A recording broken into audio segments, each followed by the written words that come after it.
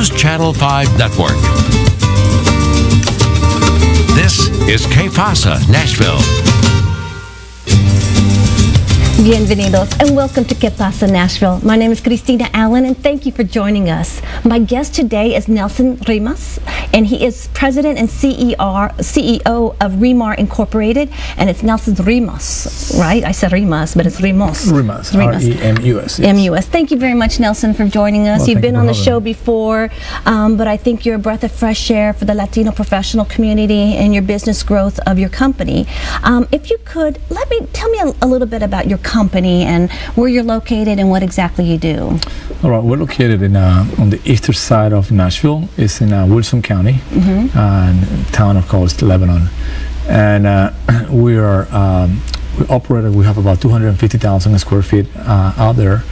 We do distribution, value-added activities, which is packaging and assemblies, and then we have different business units as well. Our market is the direct-to-consumer.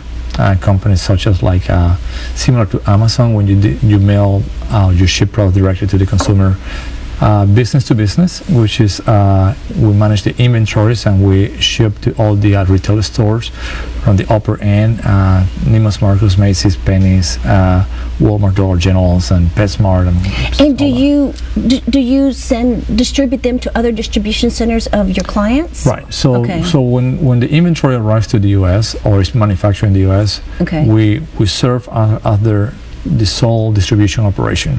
So then when our clients, they land contracts with the retail boxes, then we ship either to their boxes directly, but most of the time we ship to their distribution centers. So theoretically it eliminates a company having this expense of trucking and distributing centers for themselves, that you are a third-party logistics firm? Right. And what we focus really is on, we allow this small to mid-sized company to expand by investing in marketing, in sales, and research and development. Okay, give me some examples of that your company, so you're not just a distribution center, you just don't a fulfillment center, you're doing more than that. Well, what we do is we talk to our partners, which are our customers. We'll see what they are producing, where do they want to go to, and then because we have the experience and the services, the location, the people, and the technology, we could help them to take that product to point B. So new entrepreneurs, small to mid-sized companies, they have a product, and what happens is when they start growing, they want to ensure that the product ships to the consumer, either a retail box or direct consumer. So what happens, they put all the efforts managing the back end, and they forget about the front end. And as they grow, they have to invest more on the front end. So they abandon their strength, which is the innovation. They abandon the sales force. They abandon the research. And that's where you guys come in. So that's when we come and said, listen, invest your money on what you do best. You're creating a product, you manage your product. Let us manage the back end. Because as that company continues growing, our customers continue growing, then they have to create new department. They have to create EDI services. They have to have a routing service. They have to have. And you provide all that. We provide all that, and we have a web portal, and where our customers will have access and they can manage the inventory. So they can see everything. It's an on-time, it's a real-time basis. So how did you get started in this? So the company was at the beginning, 17 years ago, the company was called Media Mail. Media Mail, okay. We started the company to mail media, diskettes, CDs for companies such as America Online. That business started diminishing because no one was utilizing paper and stuff. Online, you're downloading pretty much all the media then. Then we moved into the packaging, because as we were mailing diskettes and CDs, you were combining mailing with packaging. Correct. So we went more into the packaging. We offer blister pack, shrink wrap, polybag, assemblies.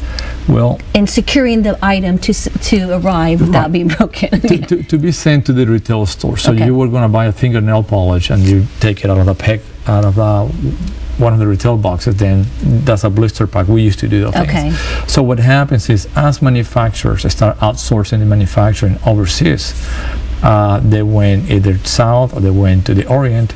Then what happened was the product was being sent to us in bulk, and we were at that time packaging and send them to the distribution centers. But you have evolved.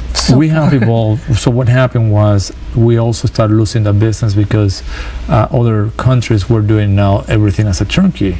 So we decided was, hey, if we as a country are going to be looking for more efficient or more cost-efficient ways, meaning outsourcing overseas, the finished good must come back to the U.S. Right. So you have to create a very sophisticated and organized distribution center, in where the goods come in, you separate them.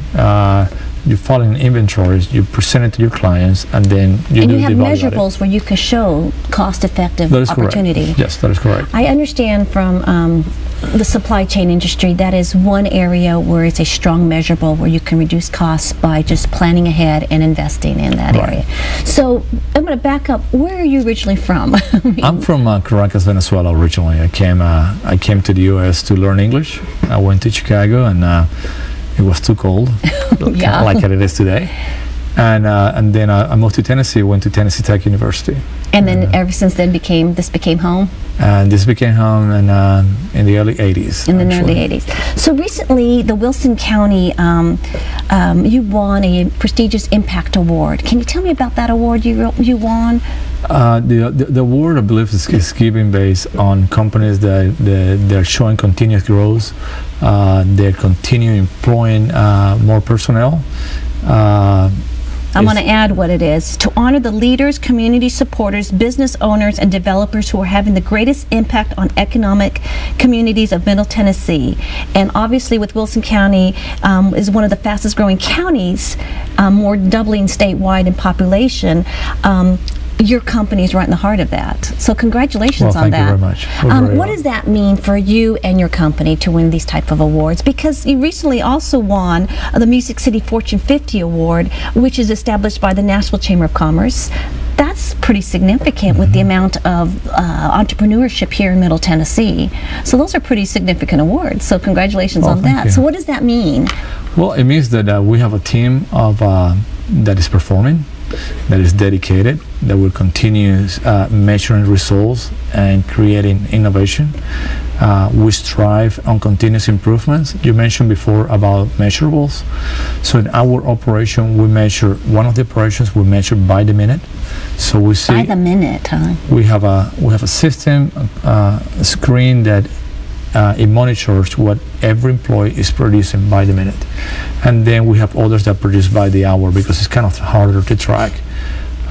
So based on those results, we continue improving, and we have something called total employment and total employee involvement, and where we receive suggestions for the employees, we reward those employees that they come out with the best suggestions, and we implement them. It's kind of hard sometimes just for you to implement and to drive something when the employees, they don't take ownership. So we say, hey, you guys come out with your best ideas, we'll give it a shot. We evaluate it, we measure, and they give the results, we implement Well, them. and plus you probably have more ownership from the employees and more dedication and less missed days at work. I mean, everything comes together when you include the employees. You also mentioned your innovation, and I understand, based on some of the research I did, you have a business development person in healthcare. Well, whereas Middle Tennessee is the healthcare capital, what exactly is that position, and why focusing that in your industry? So what we do is we look at the strength of our business. We don't go out there most of the time. And as an entrepreneur, sometimes I just start bouncing off the wall and come up with something. I'm glad that I have a team that brings me back to my points. And but we look at the strength of the company, and from that point we look at what other business we could bring in. How can we expand? So looking at in Middle Tennessee, which is the healthcare, is the mecca in here. We have implemented new operations. We have an operation where we mail pharmaceuticals. We invented a process, and we mail between 50 to 60,000 packages a day of pharmaceuticals. And those are people that have to have their monthly medicine? Yes, this is it's already been, yeah.